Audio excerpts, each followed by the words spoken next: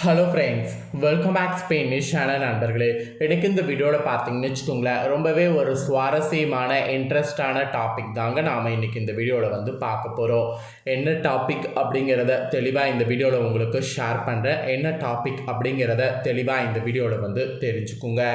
அதாவது டிசம்பர் மாதம் 30ஆம் தேதி ஒரு அதிபயங்கரமான நாளுங்க. அன்று தமிழ் மாதம் குரோதி ஆண்டுடைய 9வது மாதமான மார்கழி மாதத்துடைய 15ஆம் நாள். கிழமை திங்கக்கிழமை. ஆக்சுவலி இந்த திங்கக்கிழமை அப்படி என்ன முக்கியமான நாள் அப்படின்னு கேட்குறீங்களா? இந்த திங்கக்கிழமை பார்த்தீங்கன்னு வச்சுக்கோங்களேன், அமாவாசையானது வருது. வரக்கூடிய அமாவாசை இந்த ஆண்டுடைய கடைசி அமாவாசை. ஏன்னா கடைசி அமாவாசையா, திரும்ப அமாவாசை வராதா அப்படின்னு கேட்பீங்க. அமாவாசை திரும்ப வரும். திரும்ப 2025 அமாவாசை வரும். 2024 ஆண்டுடைய கடைசியாக வரக்கூடிய அமாவாசை இந்த அமாவாசை. அதனால் அமாவாசை கடைசி அப்படின்னு சொன்னேன். ஸோ இந்த அமாவாசையில் நிறைய சிறப்புகள் இருக்குங்க.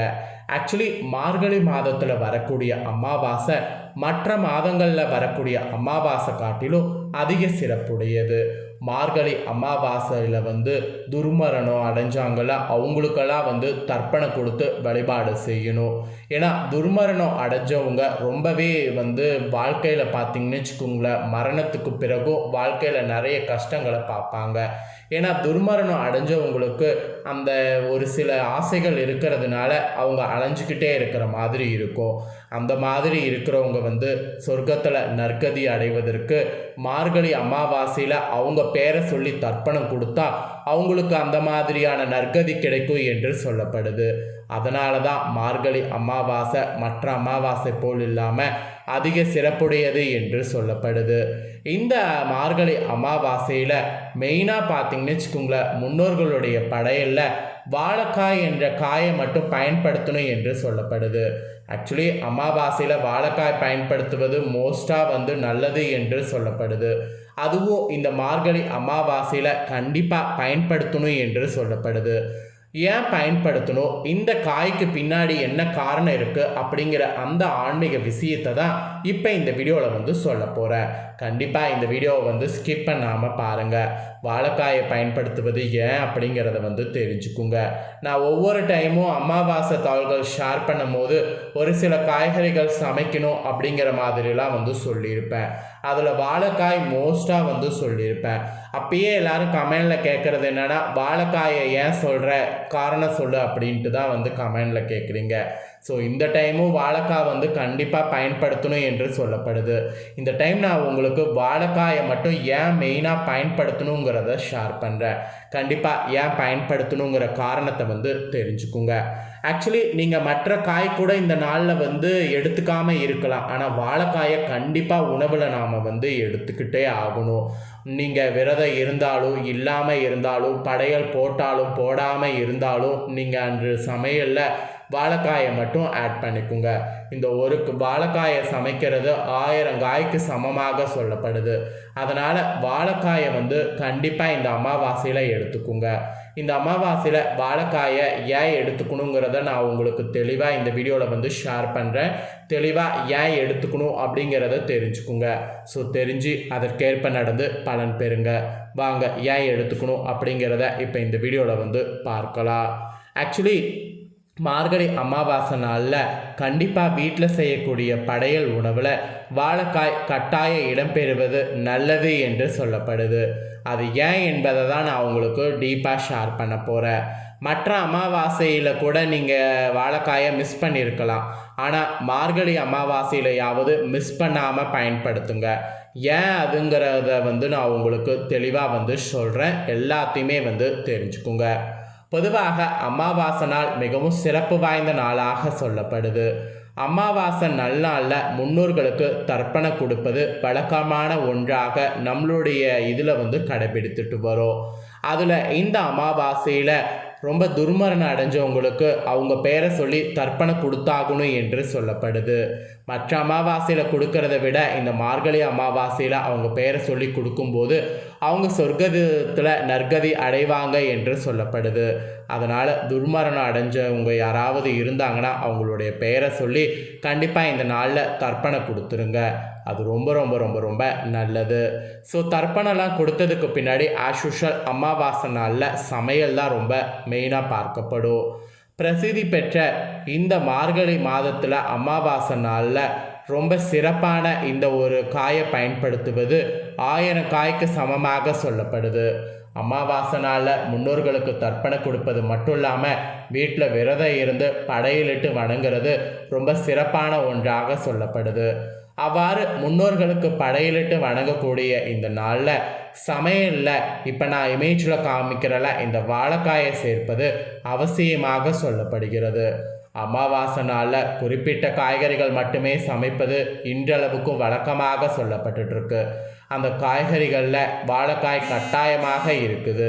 அதுவும் இந்த டைம் கட்டாயமாக ஒரு வாழைக்காயாவது நம்ம சமைத்தே ஆகணும். வாழைக்காய் கட்டாயம் ஏங்கிறத நான் உங்களுக்கு இப்போ அந்த காரணத்தை சொல்கிறேன், தெரிஞ்சுக்கோங்க. புராண காலத்தில் விஸ்வாமித்திரர் மற்றும் வசிஷ்டர் வாழ்ந்ததாக கூறப்படுது. விஸ்வாமித்திரர் சந்தித்த வசிஷ்டர் அவரை தனது வீட்டிற்கு விருந்துக்கு அழைத்தார். அப்போது விஸ்வாமித்திரர் வசிஷ்டரிடம் தான் வருவதாகவும் ஆனால் தனக்கு 1008 காய்கறிகள் கொண்டு உணவு சமைக்க வேண்டும் என்று கண்டிப்போடு கூறிட்டார். இதை கேட்ட வசிஷ்டர் அதிர்ச்சியில் உறைந்தார். அதிர்ச்சியில் உறைந்த வசிஷ்டர் 1008 காய்கறிகள் எப்படி சமைக்க முடியும், அதை எப்படி தேடி பிடிப்பது என்று அவரிடம் கேட்டிருக்கிறார். ஆனால் வசிஷ்டருடைய மனைவி அருந்ததி தங்களுடைய விருப்பப்படி 1008 காய்கறிகள் சமைத்து பரிமாறுகிறேன் என்று உத்தரவாதம் அளித்துட்டாங்க. 1008 காய்கறிகள்லாம் எப்பட்றா அப்படின்ட்டு ரொம்ப குழப்பமாகவே அந்த வசிஷ்டருக்கு இருந்திருக்கு. இதையடுத்து வசிஷ்டர் வீட்டுக்கு விஸ்வாமித்தருக்கு 8 வாழைக்காய் கைகளை வைத்து வசிஷ்டருடைய மனைவி அருந்ததி இலையில் பரிமாறியிருக்கிறாங்க. இலையில் அதோடு பாகற்காய், பிரண்டை, பலாக்காய் இதெல்லாமே பரிமாறியிருக்கிறாங்க. பின்னர் இதெல்லாம் பரிமாறினதுக்கு பின்னாடி அவங்க நீங்கள் கேட்டது போல் 1008 காய்கறிகளை பரிமாறிட்டேன் என்று வந்த விஸ்வாமித்தர்கிட்ட வசிஷ்டருடைய மனைவி கூறியிருக்கிறாங்க. இதை கேட்ட விஸ்வாமித்திரர் கடும் கோபம் அடைந்துட்டாங்க. வச்சது என்னமோ 4 காய், இதில் எப்படி 1008 அப்படிங்கிற மாதிரி ரொம்ப கோபமாக கேட்டிருக்கிறாங்க. கோபமாக கேட்ட உடனே அதற்கு அந்த வசிஷ்டருடைய மனைவி பதிலை கூறியிருக்கிறாங்க. என்ன கூறியிருக்கிறாங்கன்னா, பாகற்காய் 100 காய்கறிகளாகவும் பிரண்டை 300 காய்களாகவும் பலாக்காய் 600 காய்களுக்கு சமம் என்று அவரே கூறியிருக்கிறாங்க. அது மட்டும் இல்லாமல் 8 வாழைக்காய் வைத்திருக்கிறாங்க. மொத்தம் 1008 காய்கறிகள் அப்படிங்கிற மாதிரி பதிலை கூறியிருக்கிறாங்க. அதாவது இந்த இடத்துல அவங்க எப்படி ஸ்மார்ட்டாக சொல்லியிருக்கிறாங்கன்னா, சாஸ்திரத்தில் ஒரு ஸ்லோகத்தை எடுத்து கூறி ஸ்லோகத்தில் இருக்கிற மாதிரி ஒரு பாகற்காய் 100 காய்கறிகளுக்கு சமம், பிரண்டை 300க்கு சமம், பலாக்காய் 600க்கு சமம், இத்தோட 1008 வாழைக்காய், சாரி 1008 எண்ணிக்கையில் 8க்கு வாழைக்காய், இப்போ எல்லாத்தையும் கூட்டினா 1008 காய்கறிகள் வந்துருச்சு அப்படிங்கிற மாதிரி ஸ்மார்ட்டாக பதில் சொல்லியிருக்காங்க. இதை கேட்ட விஸ்வாமித்திரனும் அமைதியாக இருக்கிறாங்க. இதுதான் புராணங்களில் கூறப்படுது. இதன் காரணமாக தான் அமாவாசை நாளில் வீட்டில் சமைக்கக்கூடிய உணவில் இந்த காய்கறிகள்லாம் பெரும்பாலும் சமைக்கணும் என்று சொல்லப்படுது. இதில் வாழைக்காய் எளிதில் கிடைக்கக்கூடிய காய்கறி என்பதனால இது ஒன்றாவது கட்டாயமாக அமாவாசை நாளில் சமைக்கக்கூடிய உணவுகளில் இடம் பிடித்துருச்சுன்னா ஓகேவா இருக்கும் அப்படிங்கிற மாதிரி சொல்லப்படுது. ஸோ இப்போ இந்த வாழைக்காயை பயன்படுத்துவது பற்றி நான் உங்களுக்கு சொல்லிட்டேன்ல, கண்டிப்பாக வாழைக்காவை பயன்படுத்திக்குங்க. இந்த நாளில் வாழைக்காவை கறி தான் பண்ணுங்கிறது அவசியம் இல்லை. வாழைக்காயை வைத்து பஜ்ஜி போடலாம், வாழைக்காயை வைத்து சிப்ஸ் ரெடி பண்ணலாம், வாழைக்காயை வைத்து ஒரு வறுவல் ரெடி பண்ணலாம், எப்படி வேணாலும் ரெடி பண்ணலாம். ஆனால் வாழைக்காயை கண்டிப்பாக இந்த நாளில் நாம் பயன்படுத்தணும்.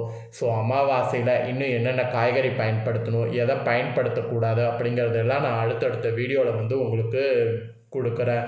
அதெல்லாம் தாள்களை தெரிஞ்சுக்க ஸ்டே டியூனாக வெயிட் பண்ணுங்கள். இந்த வீடியோவை பார்த்து முடித்த உடனே இதை லைக் பண்ணி உங்கள் ஃப்ரெண்ட்ஸ் ஃபேமிலிக்கு ஷேர் பண்ணுங்கள். உங்கள் ஃப்ரெண்ட்ஸ் ஃபேமிலியில் இருக்கிறவங்களும் வீடியோ பார்க்கட்டும்.